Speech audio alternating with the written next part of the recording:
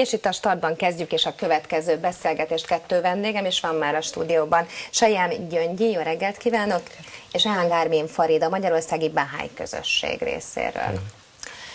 Mielőtt belekezdenénk a konkrét témában, amelyben önöket vendégnek hívtuk, kapcsolódik egy kicsit a menekült kérdéshez. Önök, akik itt élnek Magyarországon, éreznek-e abból bármit, hogy rosszabb a helyzet, mint korábban? Esetleg éri-e bármilyen támadás önöket, ismerőseiket? Rosszabb-e a helyzet, mint korábban? Mi bahályok ezt így nem nagyon érezzük, azt gondolom, főleg itt a Budapest körzetében annyira nem. Talán a szegedi barátaink ebből sokat látnak, mert hogy azért ott vannak ezek a menekült problémák, amiről lehet hallani, ezt tudjuk, tehát ugyanúgy, mint mindenki más. Különösen a bahá'í közösségben ez a probléma itt Magyarországon nem látszik. Iránban sokkal nagyobb problémák vannak ennél. Ön mit érez, amikor elolvas egy ilyen plakátot, hogyha Magyarországra jössz, nem veheted el a magyarok munkáját?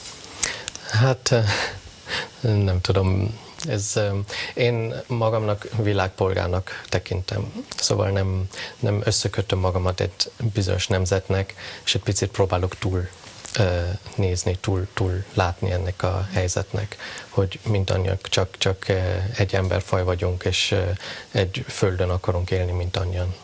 Sokan gondolkodnak ön szerint így, vagy ennél sokkal jellemzőbb egy másfajta gondolkodás?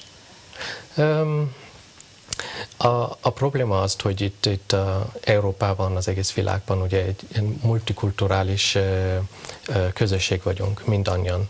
És ez szerintem egy folyamatnak a része, ennek így kell, hogy lenni, mert ebből majd lesz valami szebb, valami jobb, ami a történelmből kifakad. És én csak úgy tudok összehasonlítani, hogy ahogyan egy csirke születik, ugye, hogy a közben, ami megvan a tojásban, ez egy rohadt állapotban van tulajdonképpen, de a végeredmény az teljesen más, mint ami látjuk. És szerintem úgy kell tekintünk, hogy valami jónak, valami jó egységes formában fogunk majd jutni. Nem csak Európában, hanem egész világnak. Ha már multikulturalizmus, Iránban bármilyen másfajta vélemény elfogadása szempontjából mennyire nagyon rossz a helyzet. Tudjuk, hogy bahá'í vezetőket börtönöztek be, és ha jól tudom, nem is nagyon van esély arra, hogy bármilyen módon nemzetközi szervezet segíteni tudjon, ki tudják őket szabadítani. Mi most a helyzet? Nagyon sokat segítenek a nemzetközi szervezetek, mert hogy az alapfeltevés az volt, hogy ezeket az embereket halálra ítélik. Egy halálos ítéletet váltott fel egy nemzetközi nyomás erejével ez a 20 éves börtönbüntetés, de ez sem jogos, természetesen. Mi történik Iránban? Iránban az történik, hogy a bahá'í közösség a legnagyobb vallási kisebbség, ráadásul egy olyan vallási kisebbség, akiket hitelhagyónak, nem eltévejedetnek, vagy nem megtértnek, hanem hitelhagyónak tekintenek, így aztán próbálják teljesen ellehetetleníteni. Ez az egyik, hogy bebörtönzik őket. A másik az, hogy állandóan feldúlják a lakásaikat.